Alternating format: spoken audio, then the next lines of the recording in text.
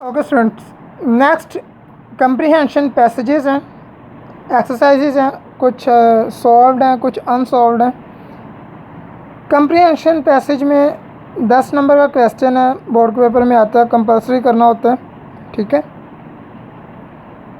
Paragraph दिया होगा आप लोगों को, पैराग्राफ के नीचे क्वेश्चंस दिए होंगे, उन क्वेश्चंस के आंसर्स पैराग्राफ में ही हैं, वहाँ से ढूंढ के उन क्वेश्चंस के आंसर लिखने हैं। तो ये सिंपल सा क्वेश्चन है जिसके 10 मार्क्स हैं, और हमने इसको बड़े यूँ समझ लो कि ये फ्री के नंबर हैं, बस इसको समझना है।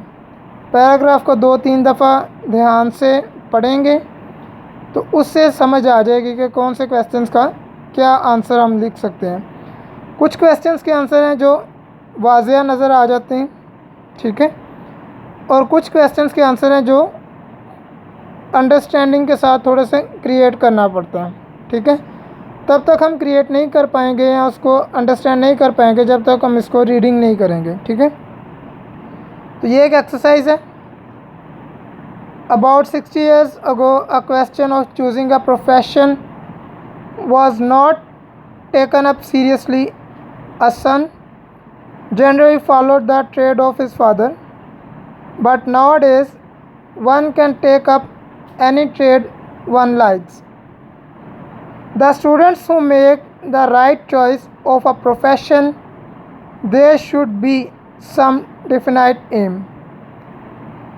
The students who do not have any definite aim suffer a lot in the end. They also have a difficulty in finding an employment. In choosing a profession, the teacher and the parents play a very important part. The teacher keeps an eye on his pupils. He studies their habits so he can put his pupils on the right path of life.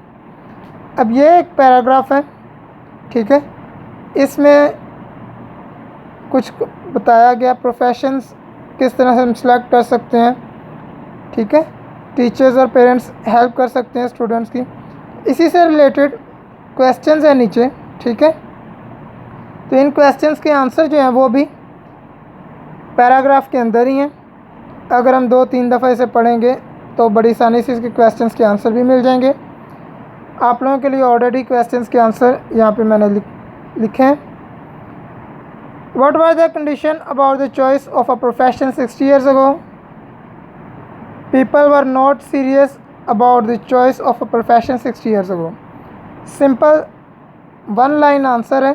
ठीक है, जैसे question number 3 है, can a student of the present times choose his profession freely? तो simple yes a student can. ठीक है, तो कुछ questions के आंसर आपको क्रिएट करने पड़ेंगे और कुछ के क्वेश्चंस के आंसर जो हैं वो आपको पैराग्राफ में से मिल जाएंगे। ठीक है, तो 7 क्वेश्चंस हैं और 7 क्वेश्चंस के आंसर पैराग्राफ में दिए हुए हैं। ठीक है, तो इसको आप लोगों ने लिखना भी है और समझना भी है कि क्वेश्चंस के आंसर क्या दिए गए थे और पैराग्राफ में किस तरह से इसको क्रिएट भी किया गया, या सिंपल से क्वेश्चंस के आंसर सामने नज़र आ जाते हैं। ठीक है।